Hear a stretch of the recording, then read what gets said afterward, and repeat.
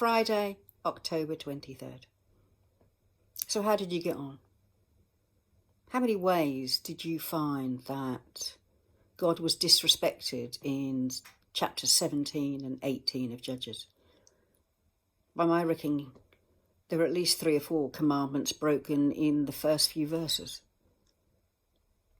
And actually, if you go into chapter 19 and the last chapters of Judges, I'm afraid they're not really suitable for discussing on such a public platform as this, where children could be watching. I was left with an overwhelming sense of sadness, and actually an overwhelming sense of, if only. How many times, how many opportunities did Israel have to learn?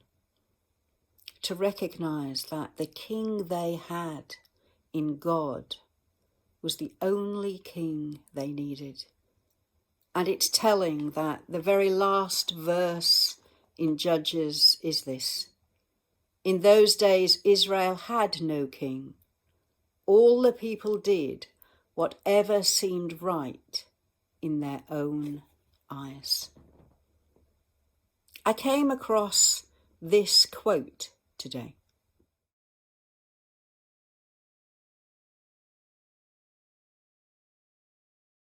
If the only prayer you ever say in your entire life is thank you, it will be enough. It's a quote from Meister Eckhart, who was a German theologian. And how true it would have been of Israel in the time of Judges.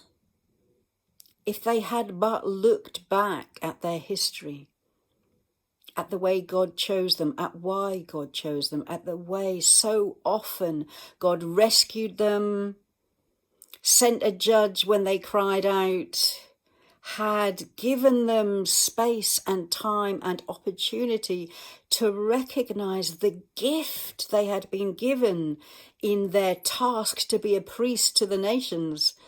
If they'd only taken time to say thank you, how different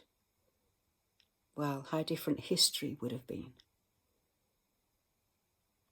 So this is my thought for today.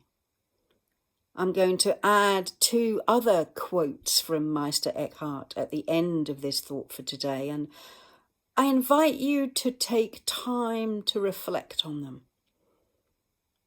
to think about how living them might change the way you present God to the world.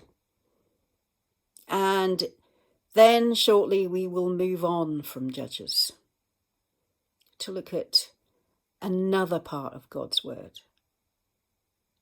But in the in-between time, take time to thank God for all that he means to you. To thank God for lessons he has shown you, taught you, sometimes just like Israel, lessons he's had to teach you the hard way, but always for good. Thank him for his love, his grace, and his presence.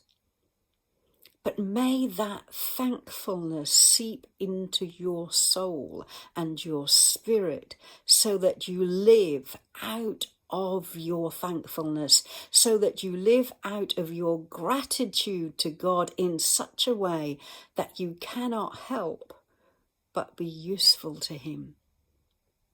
To be the church in the world that we are all called to be. And in these times, may we take every opportunity. I'll see you tomorrow. Bye.